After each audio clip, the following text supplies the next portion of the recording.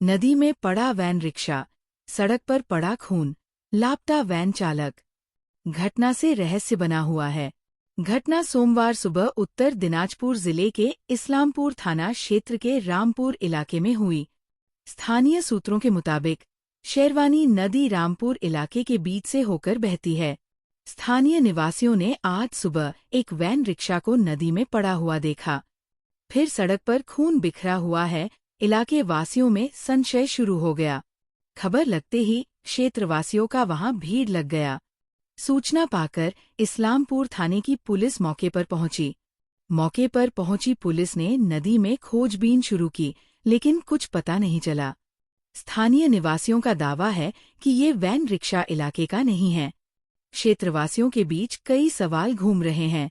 इस्लामपुर थाने की पुलिस ने van rickshaw बरामद कर घटना की जांच शुरू कर दी है। আমার নাম রমেশ রায়, রামপুর গ্রাম। আপনি এলাকার মেম্বার? আমি এই ওয়ার্ডের মেম্বার। বলছি কি হয়েছে এখানে?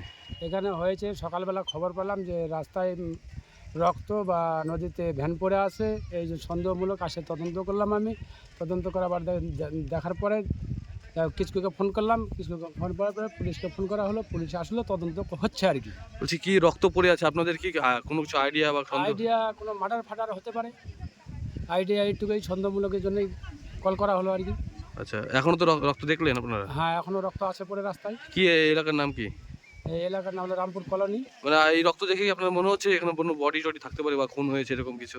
সন্দেহমূলক বোঝা যাচ্ছে আর কি। এত রক্ত হয়েছে যখন, তাহলে বাগান টাগান আছে, হয়তো ফেলা টেলা দিয়ে রাখতে পারে আর কি। রক্ত আছে, আর বাস জলে একটা ভ্যান পড়ে আছে। তো এই পুলিশ দেখলাম। পুলিশ আসছে? পুলিশ আসছে, কি মনে হচ্ছে আপনাদের? ভ্যানটা উঠালো, কিছু তো মনে হচ্ছে না এখন। এই রক্ত রক্ত আছে, মানে কোনো কিছু মনে হচ্ছে কিছু হয়েছে এখানে? রক্ত আছে কিন্তু বলতে পারছি না কি হচ্ছে এটা। কোন এলাকা এটা? রামপুর কলোনি। কি নাম আপনার? সুভাষ সাহানি।